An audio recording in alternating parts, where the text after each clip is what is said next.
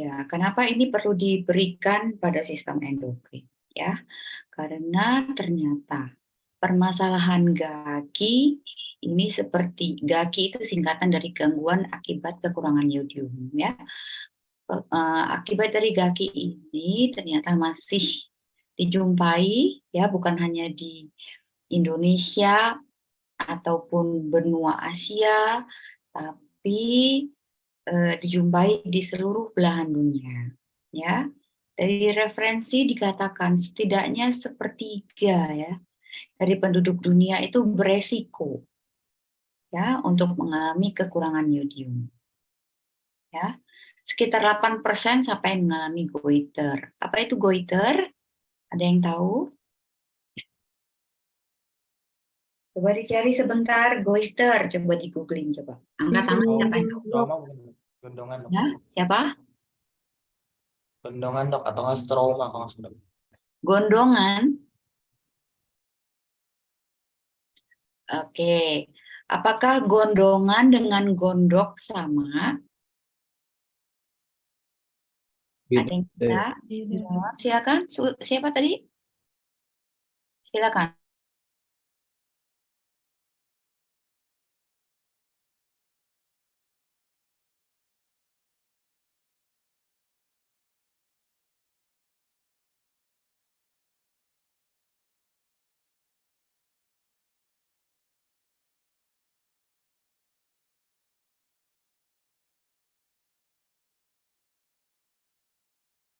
Recording in progress. Kalau gondongan mumps, ya. Kalau goiter, Gondokan. gondok. Iya, betul. Berarti kalau mumps itu yang terkena itu apa? Organ apa?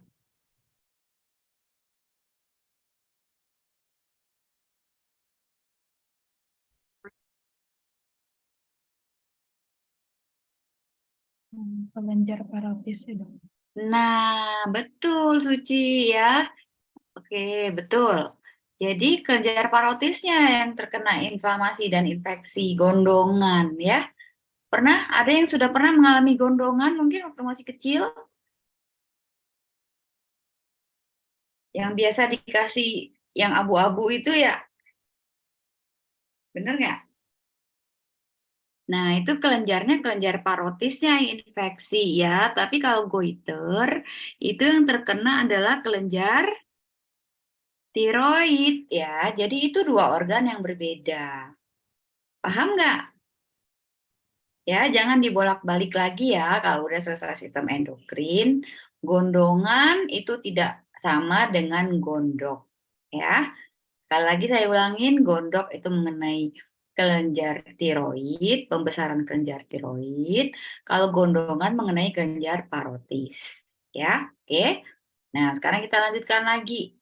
Nah, masalah kekurangan yodium ini ya tidak ada kaitannya dengan masalah sosial ekonomi. Jadi bukan berarti yang masyarakat sosial ekonomi rendah itu lebih beresiko mengalami goiter gitu.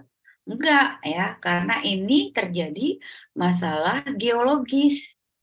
Nah, apa maksudnya masalah geologis? Masalah geologis berarti masalah ini terkait dengan kondisi tertentu dari geografis daerah tertentu ya. Contohnya di mana yang beresiko untuk mengalami kekurangan yodium? Ada yang tahu? Daerah-daerah bagaimana sih yang beresiko untuk mengalami kekurangan yodium? Daerah pegunungan dok. Iya, betul, daerah pegunungan. Terus ada lagi? Daerah minim air dok. Minim air yang bagaimana?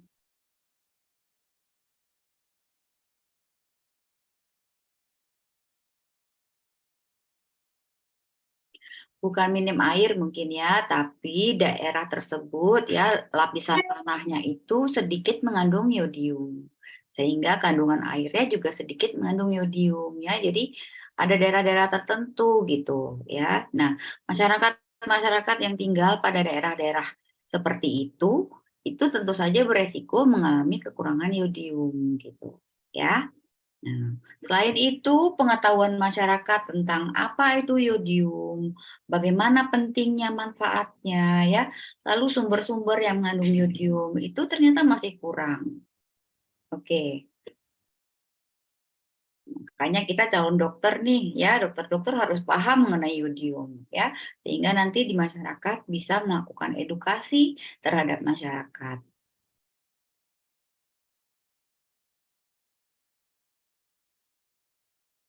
Oke, kita lihat di sini ya.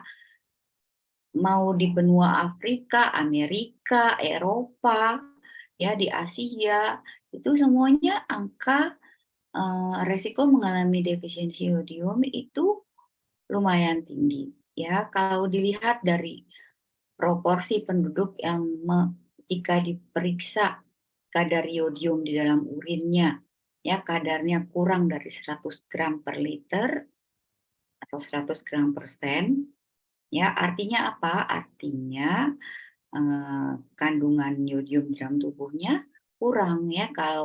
Kalau di dalam tubuhnya cukup yodium, kalau diperiksa kadar yodium di dalam urinnya itu berkisar antara 100 sampai di bawah 200. Itu berarti kadarnya optimum. Ya, tapi kalau di bawah 100 artinya dia mengalami defisiensi ya. Dan ini tersebar di setiap benua di seluruh dunia. Ya, secara global ya lebih kurang 36,9% mengalami defisiensi yodium yang ditandai dengan kurangnya kadar yodium di dalam urinnya. Oke, sekarang kita ingin memasuki apa sih itu yodium dan apa gunanya. Ya. Yodium itu merupakan suatu zat gizi mikro, ya kita sudah tahu zat gizi mikro artinya zat gizi yang dibutuhkan dalam jumlah kecil, ya. Esensial artinya harus didapat dari sumber di luar tubuh, dari diet, ya tidak bisa didapat di dalam tubuh, ya. Secara alamiah yodium ini dijumpai di alam, ya. Kadarnya cukup konstan pada air laut, ya, tapi beda-beda kadarnya pada tanah dan air tanah di suatu daerah tertentu. Ya. Nah, apa akibatnya? Karena berbeda-beda itu, maka kandungan yodium pada tanaman maupun hewan ternak yang hidup pada daerah-daerah tertentu itu juga beda-beda. Ya, kalau kita makan tanaman yang tumbuh di daerah pegunungan, mungkin kalau diperiksa yodiumnya itu lebih rendah kadarnya daripada kandungan yodium pada tanaman yang bukan pada daerah-daerah yang rendah kadar yodiumnya. Nah, demikian juga dengan hewan-hewan yang memakan tanaman tersebut, ya otomatis kandungan yodium di dalam tubuh hewan itu juga lebih rendah ya karena apa yang dikonsumsinya mengandung kadar yodium yang rendah ya. Jadi pembesaran kelenjar tiroid itu ternyata tidak hanya dijumpai pada manusia. Ya, di sini saya tunjukkan di gambar ini semacam kambing atau domba. Ya, kita lihat ini juga kelenjar tiroidnya membesar. Nah, kemungkinan kambing atau domba ini makan rumput-rumputan atau daun-daunan ya yang hidup pada daerah yang mungkin kandungan yodium di tanah atau di airnya itu rendah gitu. Ya. Nah, di mana itu? Umumnya di daerah-daerah pegunungan ya atau pada daerah-daerah yang sering dilanda banjir ya atau permukaan tanahnya erosi ya atau di daerah terjadi pembakaran hutan ya. Kenapa? Karena biasanya yodium itu terdapat pada lapisan tanah yang bagian atas. Ya, jadi kalau daerah tersebut sering banjir ya atau erosi atau terjadi kebakaran hutan, lapisan tanah bagian atas itu kan tergerus ya, sehingga kandungan yodiumnya semakin rendah gitu. Nah, yodium ini sangat penting ya karena kita ketahui diperlukan dalam proses sintesis hormon tiroid. Ya, di sini lihat rumus bangun dari tiroksin, hormon tiroksin atau T4. Nah, di sini ada 4 nih molekul iodiumnya. Nah, dibutuhkan 4 molekul iodium setiap satu tiroksin ini. Sehingga bagaimana kalau iodium di dalam tubuh kurang? Bisa nggak tubuh mensintesis hormon tiroksin ini dalam jumlah yang cukup? Tentu saja tidak, ya. Jadi inilah yang menyebabkan pembentukan hormon tiroksin menjadi terganggu, ya. Nah, berapa jumlah total iodium di dalam tubuh manusia? Itu secara total itu hanya sekitar 15 sampai 20 miligram. Ya, bayangkan satuannya miligram loh, ya. 20 miligram berarti 2 gram. 2 gram kecil sedikit sekali ya yang tersebar di seluruh tubuh ya. Tetapi sebagian besar 70 sampai 80% itu dijumpai di kelenjar tiroid. Ya, sisanya tersebar di seluruh tubuh seperti di kelenjar mame ya, di mukosa lambung dan di darah.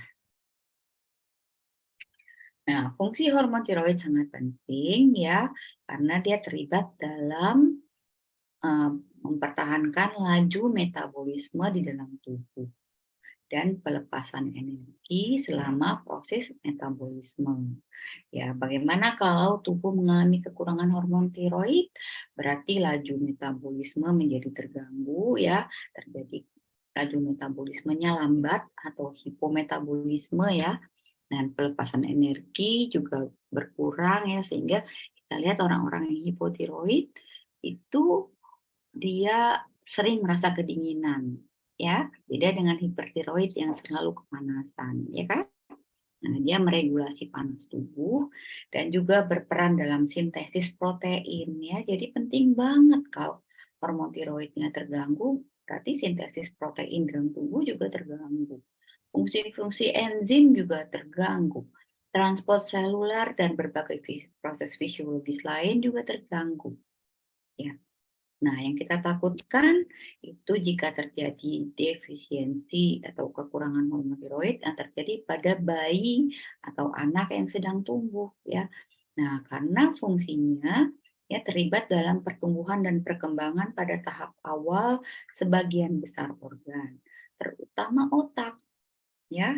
Apa yang terjadi kalau terjadi pada masa janin, ibu hamil kekurangan iodium ya, maka terjadi gangguan pertumbuhan dan perkembangan dari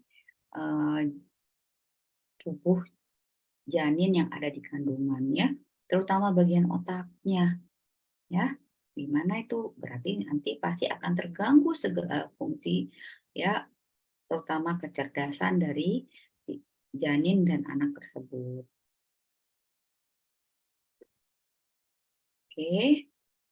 Apa itu GAGI? Gangguan akibat kekurangan iodium, atau kalau bahasa Inggrisnya biasanya iodine deficiency disorder ya, IDD. Itu merupakan sekumpulan gejala ya, sekumpulan gejala yang timbul karena tubuh kekurangan iodium ya dalam waktu yang lama. Ya, jadi terus-menerus. Jadi misalnya kalau tinggal di suatu daerah tersebut kurang iodium seperti tadi yang sudah dijelaskan, artinya kan dalam waktu yang lama ya, masyarakat di daerah tersebut ya terus-terusan terpapar dengan makanan maupun minuman yang kadar iodiumnya rendah gitu ya. Jadi dalam waktu yang lama ya, dan ini terkait dengan masalah geologis bukan sosial ekonomi ya. Oleh karena itu penegakan diagnosis dari GAGI itu dilihat dari komunitas atau populasi masyarakat tertentu ya, bukan secara individu. Ya, jadi biasanya yang terjadi itu pada populasi gitu, populasi. Karena daerah tersebut semuanya geologis pada daerah tersebut semuanya kekurangan iodium. Jadi yang terjadi juga pada populasi yang hidup pada daerah tersebut ya. Jadi bukan masalah per individu nih ya. Dan GAGI ini bisa dicegah. Bagaimana caranya? Ya, kalau kita sudah mengetahui daerah tersebut mengalami daerah yang rendah iodium, artinya diadakan suatu tindakan ya tertentu sehingga masyarakat di daerah tersebut mengkonsumsi yodium dalam jumlah yang cukup. Apa-apa saja yang dapat dilakukan itu nanti akan kita jelaskan di belakang ya. Oke, apa saja sih manifestasi dari GAKI ya? GAKI bisa terjadi pada berbagai kelompok usia, mulai dari janin di dalam kandungan sampai usia dewasa dan orang tua. Ya, jika ibu hamil ya mengalami kekurangan yodium, maka janin yang ada di kandungannya juga kekurangan yodium. Ya kan? Apa akibatnya?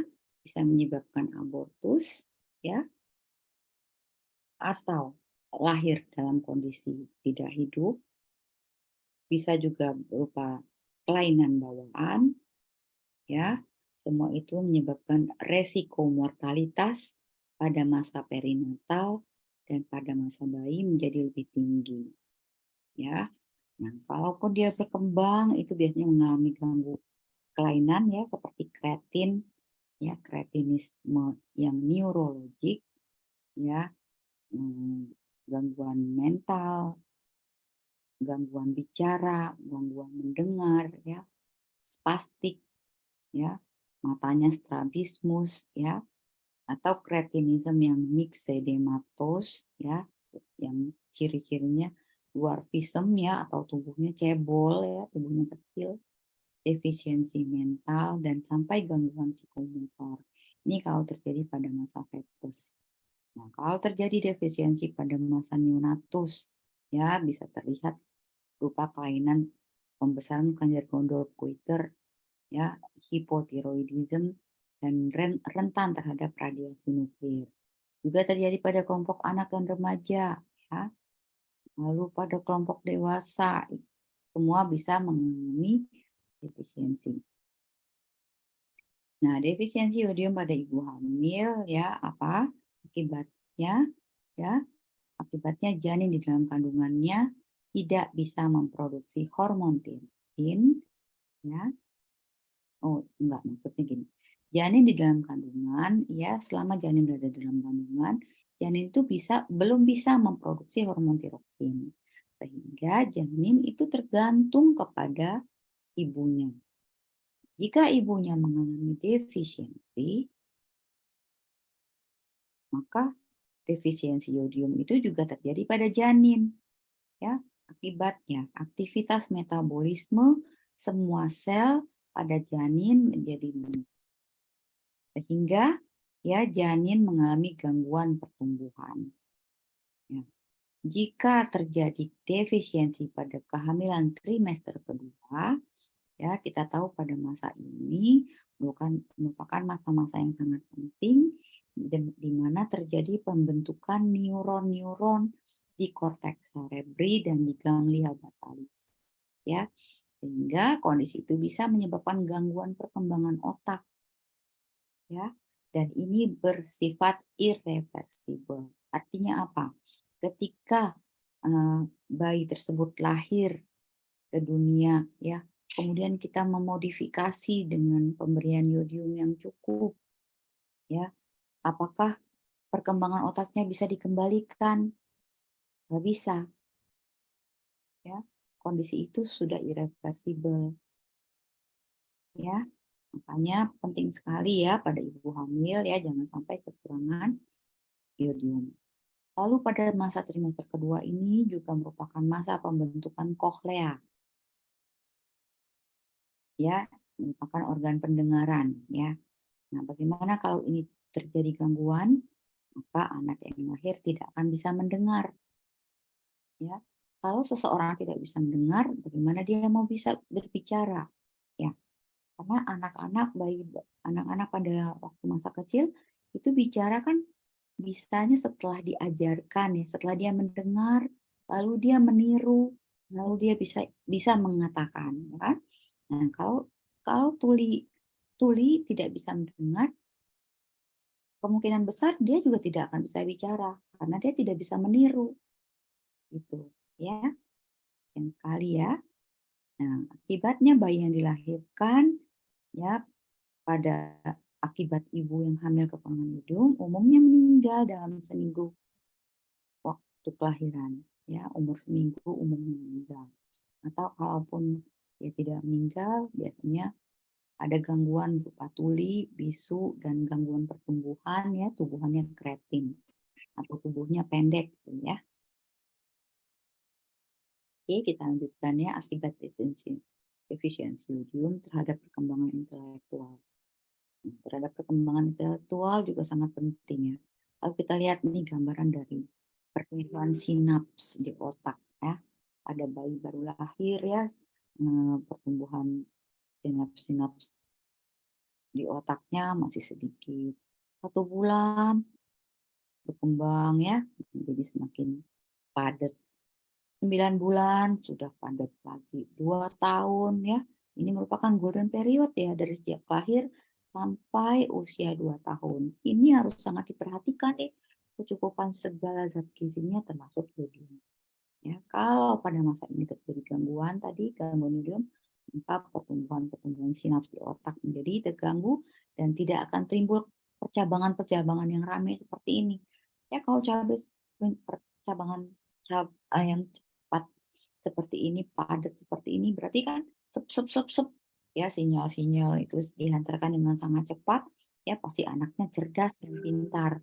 Tapi bayangkan kalau sinaps-sinaps di otaknya itu tidak berkembang seperti ini ya, ini mungkin yang kita kenal sebagai lemot itu ya, lemah otak itu ya. Jadi kalau diberi rangsangan anaknya lama gitu, diajari sesuatu lama baru ngerti ya, mungkin seperti itu ya.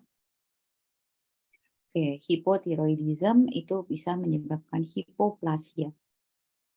Hipoplasia artinya apa? Ada yang bisa menjawab?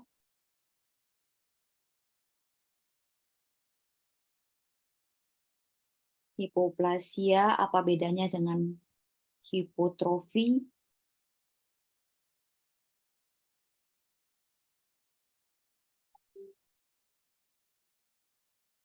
Hipoplasia, ada bisa menjawab? Hipoplasia, coba di googling hipoplasia.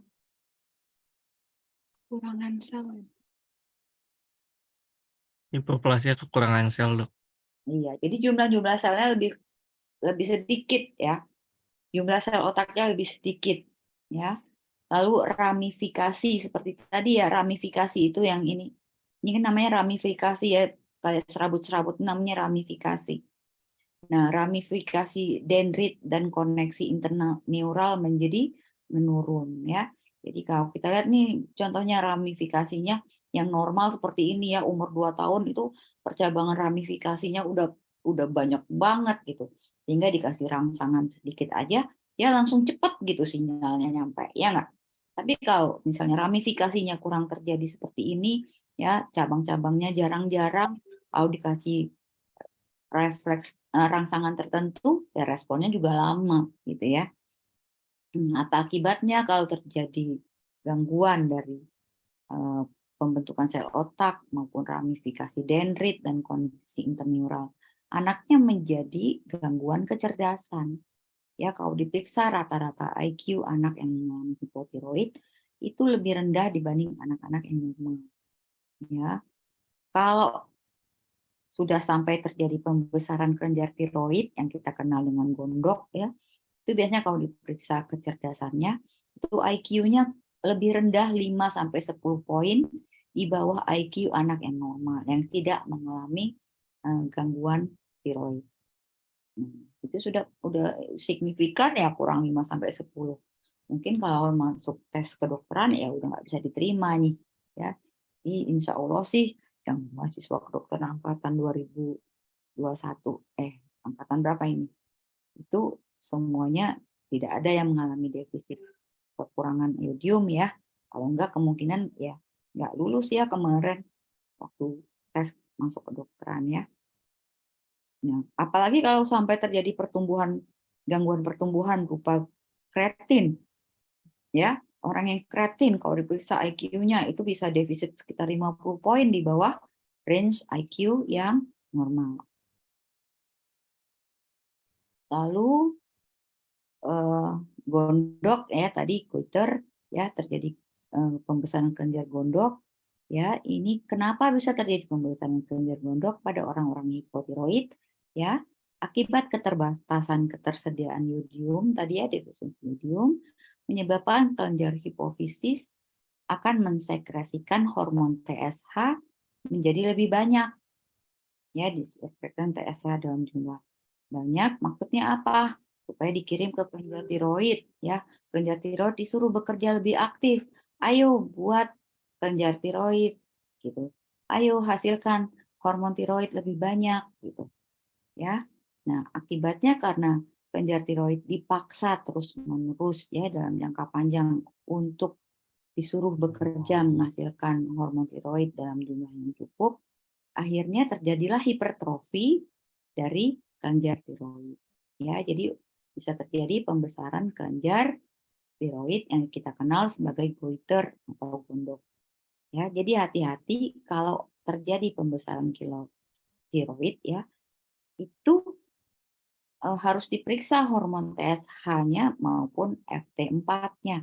Ya, apakah dia hipertiroid atau hipotiroid ya. Jadi kelenjar tiroid membesar ini bisa jadi karena hipotiroid, akibat tadi kelenjar tiroid dipaksa terus-menerus bekerja keras untuk menghasilkan hormon tiroid dalam jumlah yang cukup, atau bisa juga pembesaran ini ternyata akibat hipertiroid ya. Jadi jangan salah ya. Kelenjar tiroid ini bisa membesar bukan otomatis hipotiroid atau hipertiroid ya.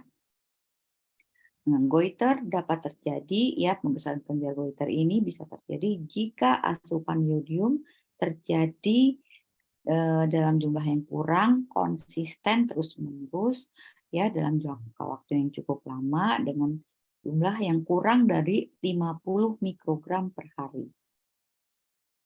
Nah, berapa rupanya jumlah yodium yang disarankan per hari? Ya, kenapa kurang dari 50 mikrogram dalam waktu jangka yang panjang itu bisa menyebabkan pembesaran kelenjar tiroid. Nanti dijelaskan di belakang ya.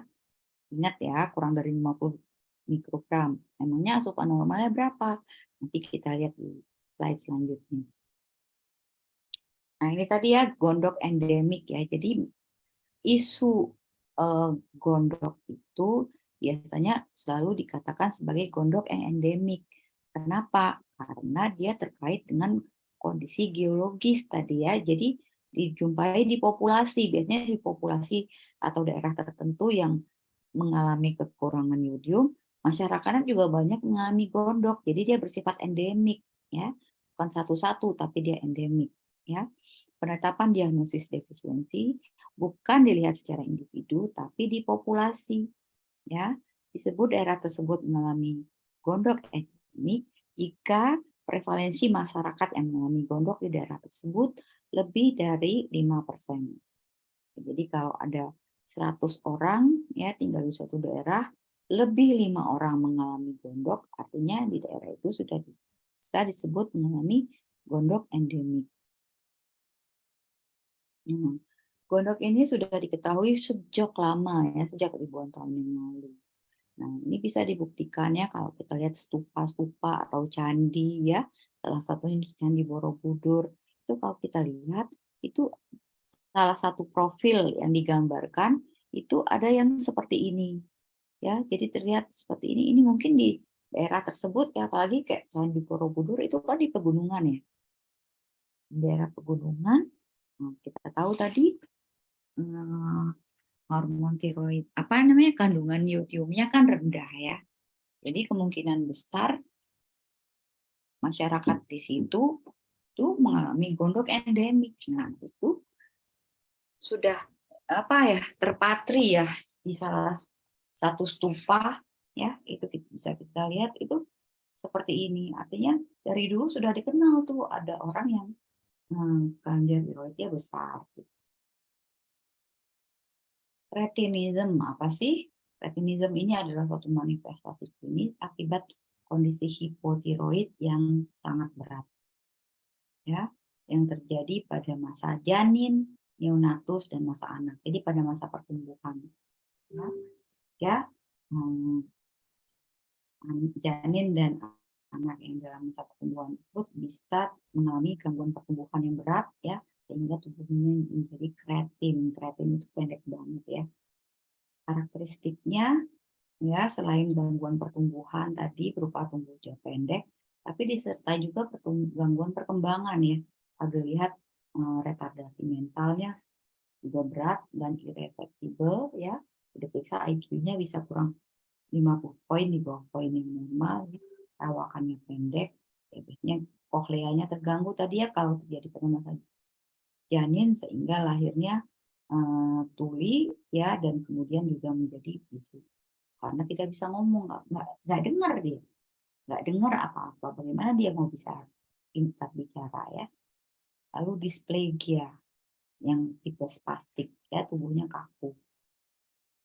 Nah, seperti ini perawakannya ya.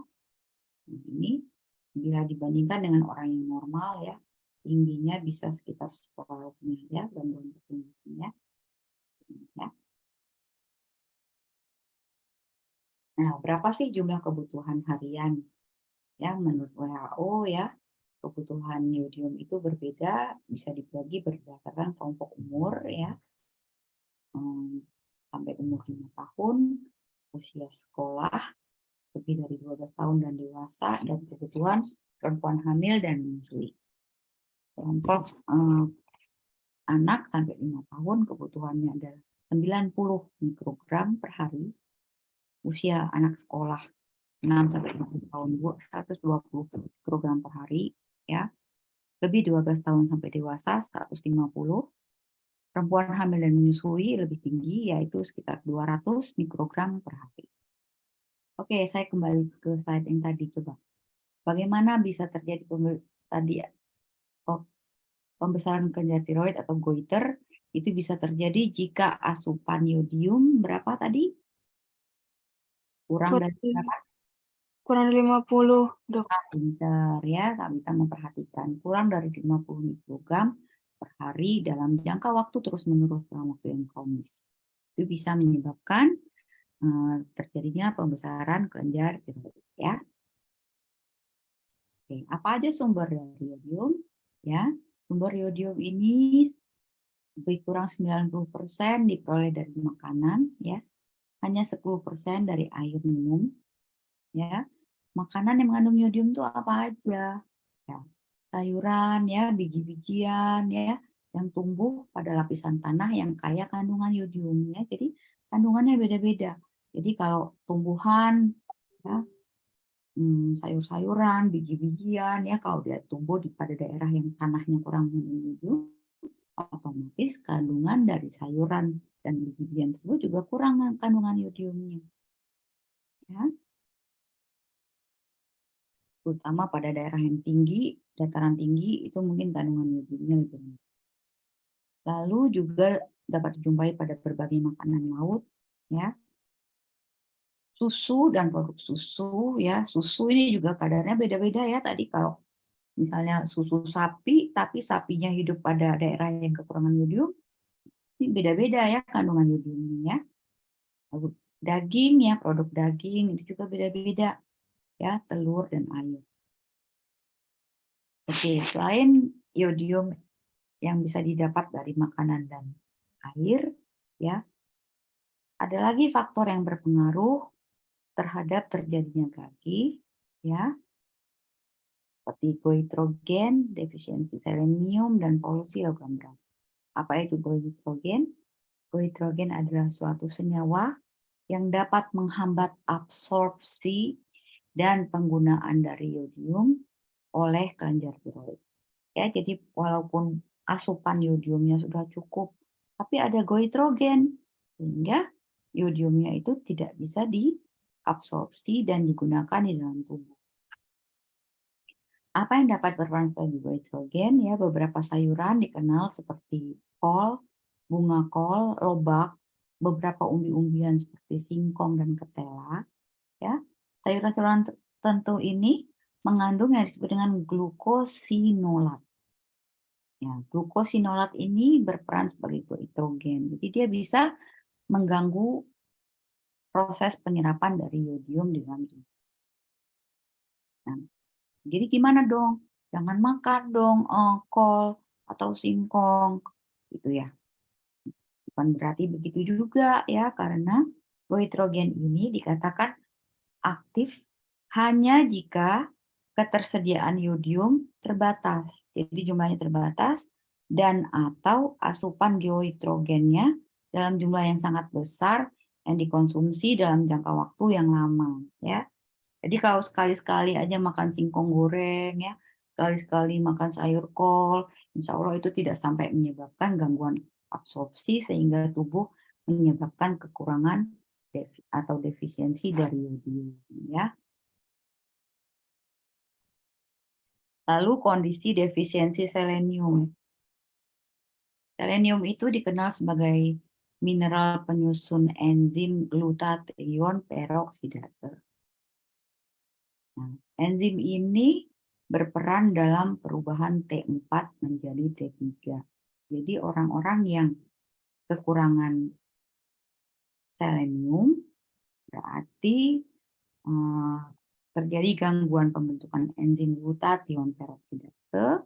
Sementara enzim glutathione peroksidase ini dibutuhkan di dalam merubah ya T4 menjadi T3. Bentuk yang aktif T4 atau T3 ya?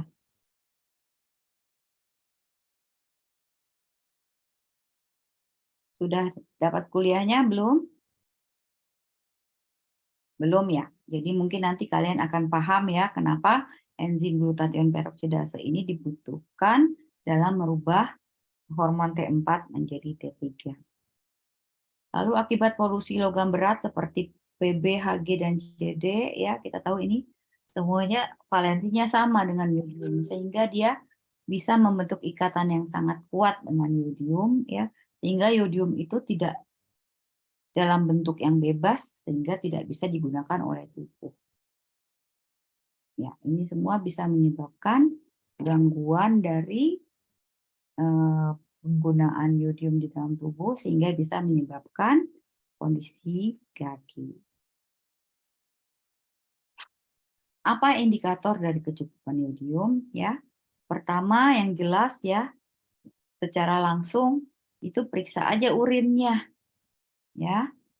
Karena yodium itu kan diekskresikan dari dalam tubuh di urin. Nah, periksa tuh urinnya, berapa kadar yodiumnya. Jika dijumpai 100 sampai 199 mikrogram per liter yodium di dalam urin, artinya diperkirakan diduga jumlah asupan yodiumnya cukup, yaitu sekitar 150 sampai 299 mikrogram per hari. Ya, tapi jika kadar yodiumnya kurang dari 100 ya, 50 sampai 99, 20 sampai 49 atau kurang dari 20, ini artinya kemungkinan asupan yodiumnya kurang atau defisiensi. Tapi hati-hati juga bisa jadi yodium di dalam urin dijumpai dalam kadar lebih dari 200. Artinya apa? Kemungkinan asupannya itu lebih dari yang dianjurkan. Nah, itu kan indikator secara langsung ya. Kalau secara tidak langsung, bisa juga kita memeriksa kelenjar tiroidnya. Ya, terjadi pembesaran kelenjar gondok. Ya, lalu periksa kadar hormon tiroidnya T4 maupun T3 dan kadar hormon TSH. Nah, ini ya nanti di CSL kita akan belajar bagaimana sih cara mengukur memeriksa kelenjar tiroid ya. Nah, kalau ada alat USG sih gampang ya, di USG aja di leher, di kelenjar tiroidnya ketahuan ukurannya. Tapi kan tidak semua sumber pelayanan kesehatan punya alat USG ya. Nggak usah kecil hati ya, dengan kemampuan palpasi yang baik ya, yang nanti akan kita dapatkan di CSL, bagaimana caranya melakukan palpasi kelenjar tiroid yang baik, ternyata hasilnya cukup reliable ya. Nah, dilakukan berbagai pemeriksaan ya, dari depan maupun dari belakang. Bagaimana caranya nanti kita akan pelajari di CSL.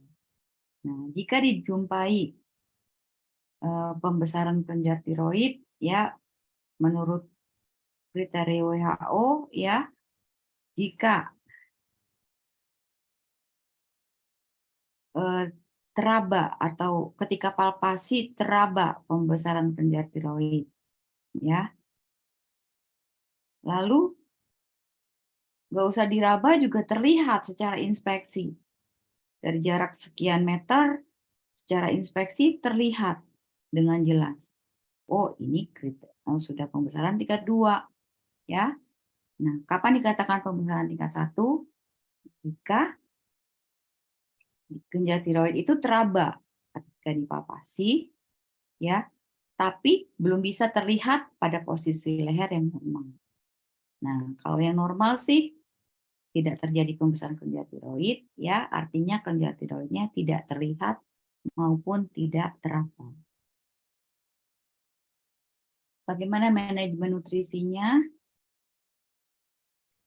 Penata laksanaan nutrisinya, pertama tentu saja disarankan untuk mengkonsumsi makanan sumber iodium, ya. Ada apa aja tuh sih sumber iodium? Bisa makanan laut, bisa sayur-sayuran dan air minum yang cukup mengandung iodium.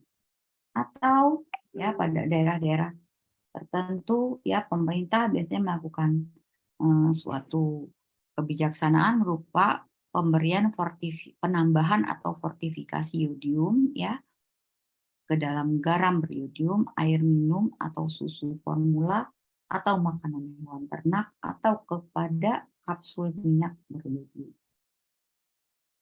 Nah, fortifikasi iodium ke dalam garam itu merupakan intervensi yang paling utama.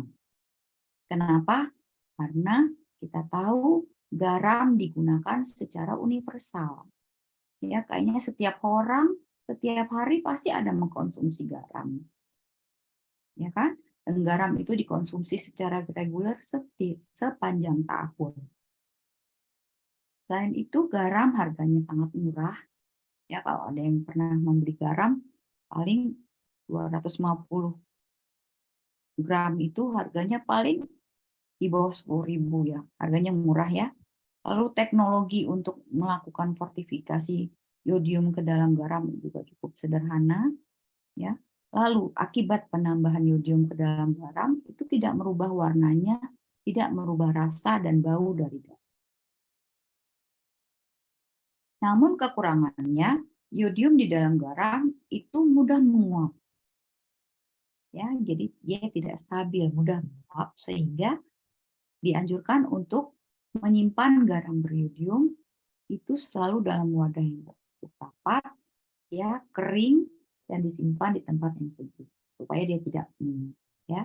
Gunakanlah sendok yang kering setiap kali mengambil garam, ya, jangan yang lembab, ya, karena dia bisa larut, bisa keluar ya iodiumnya. Lalu ini juga yang sering kita jumpai ya, biasanya ibu-ibu tuh masak langsung digarami ya ketika proses masak.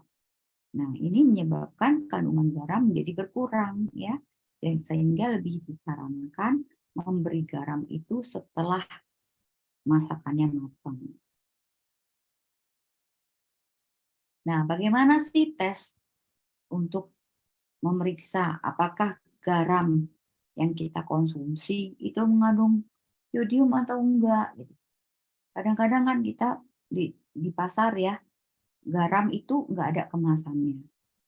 Sehingga kita nggak tahu ya garam tersebut mengandung iodium atau enggak. Atau sebaliknya, ada sih kemasannya tertulis garam beriodium. Tapi kan kadang-kadang produsen itu ada yang nakal ya, ada yang nakal. Sehingga dia hanya bilang ini garam beriodium, tapi kita nggak tahu benar atau enggak. Bagaimana cara melakukan tesnya? Ya, gampang sekali. Coba taruh sekitar sedikit ya, setengah sendok teh garam, ya, letakkan di piring, ya. Lalu beli di toko bahan kimia itu namanya larutan iodina test, ya. Teteskan sedikit ke permukaan garam, ya. Lalu kita lihat perubahan warna yang terjadi. Jika terjadi garam tersebut berubah menjadi warna ungu tua, artinya garam tersebut cukup mengandung yodium, ya, layak untuk dikonsumsi. Tapi jika terjadi perubahan menjadi ungu, tapi ungunya muda, pucat, ya, nah kemungkinan dia mengandung yodium sih, tapi kadarnya hanya sedikit, ya. Nah, kalau dia tidak terjadi perubahan warna, artinya garam tersebut tidak mengandung yodium sehingga tidak dianjurkan untuk dikonsumsi. Kalau nggak punya bahan kimia tadi, ya, tapi kita ingin melakukan uji terhadap garam tersebut apakah mengandung yodium, bisa dengan cara yang alami, ya, menggunakan singkong. Tadi kita tahu singkong mengandung suatu zat yang dapat mengikat yodium, ya kan? Apa tadi namanya? Ada yang ingat? Tadi ya, yang nitrogen.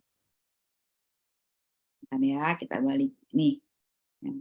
Singkong itu mengandung yang namanya glukosinolat yang bisa berikatan dengan yodium, sehingga singkong itu bisa kita pakai untuk memeriksa apakah garam tersebut mengandung yodium apa enggak. Ya. Nah, singkong segar dikupas, parut, lalu ambil airnya diperas, ya. Lalu perasannya itu tambahkan kepada garam yang ingin kita periksa, ya, tambahkan sedikit cuka, ya, diaduk rata. Tunggu beberapa menit. Jika terjadi perubahan warna menjadi warna ungu, berarti garam tersebut mengandung yodium. Itu ya. Coba kalau tertarik, coba dilakukan ini.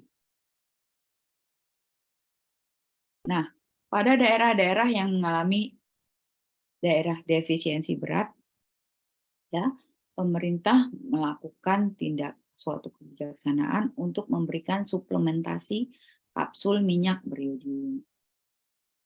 Siapa saja sasaran dan dosisnya? Ya, setiap wanita usia subur yang hidup pada daerah endemik berat dan sedang, ya, mau dia hamil nggak hamil, pokoknya dia usia subur, ya, itu wajib mengkonsumsi 2 kapsul minyak beriodium yang mengandung 200 mg yodium sekali dalam setahun. Sementara setiap ibu hamil dan menyusui yang hidup pada daerah endemik berat dan sedang itu diwajibkan mengkonsumsi 1 kapsul, ya, pada masa hamil, 1 kapsul lagi ketika masa menyusui. Ya, jadi ini suatu tindakan preventif, ya, sehingga janin maupun anak yang disusuinya itu tidak mengalami kekurangan yodium. Lalu semua anak usia SD, ya, pada daerah endemik berat, ya, itu juga wajib mengkonsumsi 1 kapsul minyak beriodium 1 kali per tahun. Nah, bagaimana kriteria pengendalian? Ya, ada 4 indikator utama yang dikeluarkan oleh WHO. Pertama, ya, garam yang beriodium dengan kualitas baik. Apa itu garam beriodium berkualitas baik? Yaitu garam yang mengandung yodium dengan konsentrasi lebih dari 15 mg per kilogram garam. Ya. Nah, garam beriodium berkualitas baik ini harus dipakai lebih dari 90% rumah tangga. Ya, jadi kalau kamu melakukan survei nanti jadi Pak Puskesmas, ya, kalau melakukan survei ke masyarakat itu targetnya harus lebih 90% rumah tangga sudah mengkonsumsi garam beriodium kualitas baik. Kalau diperiksa kadar yodium di dalam urinnya, lalu angka mediannya 100 sampai 200 mikrogram per liter. Ya.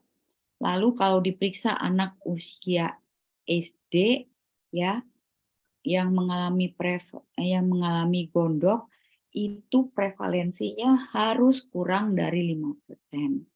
Kalau bisa ya 0% ya, tapi maksimal jangan sampai 5%. Ini kriteria pengendaliannya. Ya.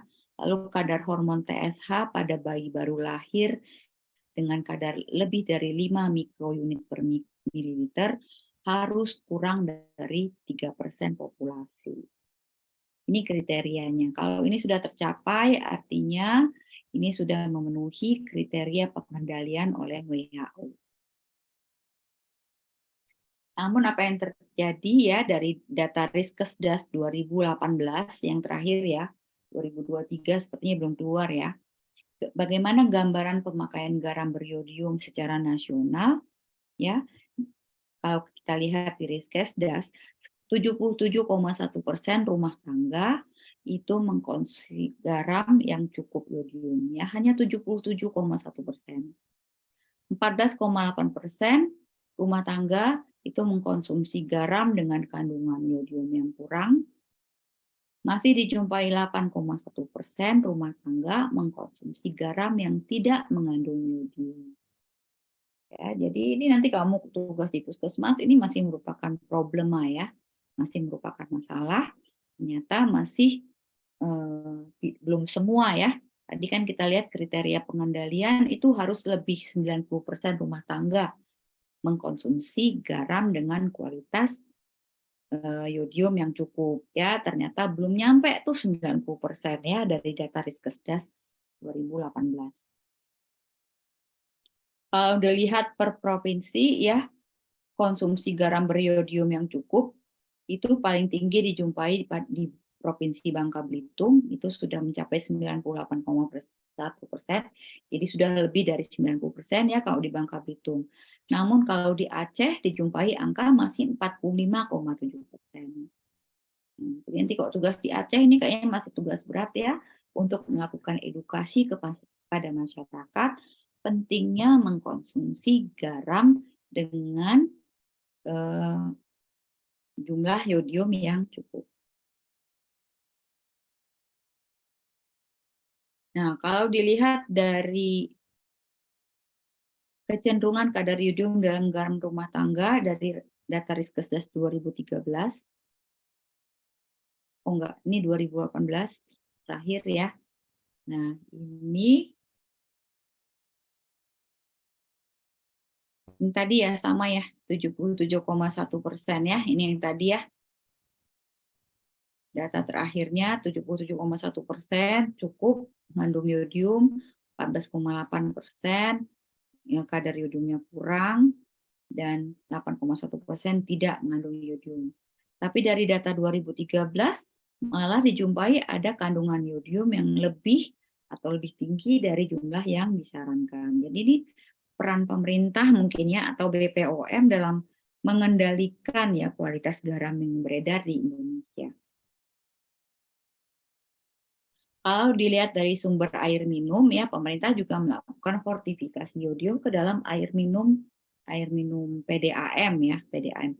Kalau air tanah ya tidak bisa dikendalikan ya, karena itu tergantung kepada kondisi geologis tertentu. Tapi kalau air minum ini juga pemerintah berusaha untuk menambahkan iodium ke dalam sumber air minum ya. Nah, kalau dilihat ya secara nasional ya, kadar air minum yang dikonsumsi di rumah tangga itu hanya sekitar 6% yang kandungan iodiumnya cukup di dalam air minumnya ya. Sebagian dan ini juga lebih tinggi di perkotaan ya, 4,6%. Apa ini? Hanya 4,6% di daerah pedesaan yang kadar iodium di dalam air minumnya itu cukup. Jadi kalau dilihat ya, nah sebagian besar kita lihat kadar iodiumnya kurang atau rendah ya. Nah, secara nasional 52% ya dari masyarakat Indonesia itu kandungan iodium di dalam air minumnya itu mengandung iodium yang rendah. Dan 40,1% itu malah tidak mengandung iodium. Namun hati-hati dijumpai juga 1,5% penduduk Indonesia kalau dilihat air minumnya mengandung kadar iodium yang lebih dari cukup. dan ada 0,4% kadar yodiumnya tinggi. Ini jadi nanti ya apalagi dokter puskesmas, dokter kesehatan masyarakat, ya kedokteran keluarga ini harus turun ke masyarakat ya aktif meneliti kandungan yodium yang ada di dalam air minum.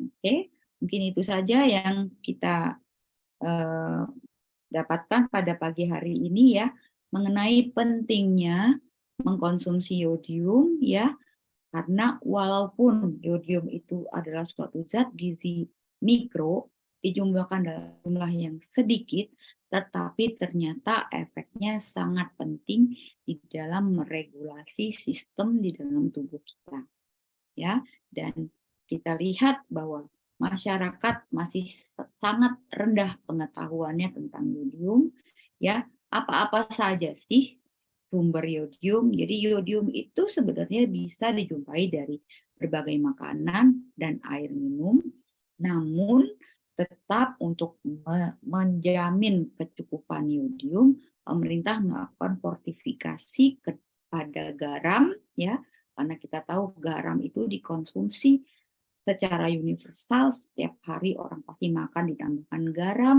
ya, tapi ternyata kalau dilihat kualitas yodium di dalam garam itu tetap dijumpai dengan kadar yang belum diharapkan. Masih banyak yang mengandung yodium dalam garam yang tidak memenuhi standar yang diharapkan.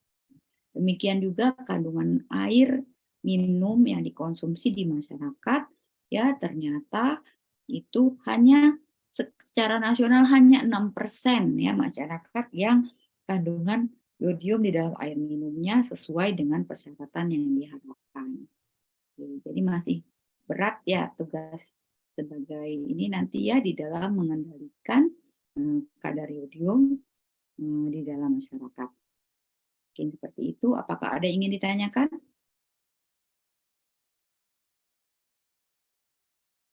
Assalamualaikum, Dok. Iya, waalaikumsalam. Izin bertanya, Dok. Kalau pada pasien yang hipertensi ya, Dok, yang diet rendah garam dalam waktu lama, itu kira-kira bisa nggak, Dok, mungkin terjadi GAKI ini, Dok? Hipertensi itu kan artinya dia harus mengurangi konsumsi garam gitu ya, maksudnya mengendalikan konsumsi garam gitu ya. Ya, Dok. Oke, berarti kalau diharapkan yodiumnya dari garam. Nah, yodium itu kan sebenarnya dari berbagai makanan dan air minum itu juga mengandung yodium ya. Jadi bukan diharapkan dari garam saja sebagai sumber yodium sebenarnya. Ya, bisa dari aneka sayur-sayuran ya, lalu dari makanan laut itu cukup mengandung yodium. Sebenarnya itu berapa tadi yang jumlah yang dibutuhkan oleh apakah dia anak, dewasa, itu kalau mencukup makanan yang seimbang, dalam jumlah yang seimbang, itu yodiumnya otomatis tercukupi. Jadi tidak apa-apa. Ya, dengan pengurangan garam pada pasien hipertensi, bukan berarti dia langsung beresiko untuk mengalami kekurangan yodium. Gitu ya maksudnya ya? Ya, Dok. Terima kasih, Dok. Ya, Witki. Ada lagi yang ingin ditanya?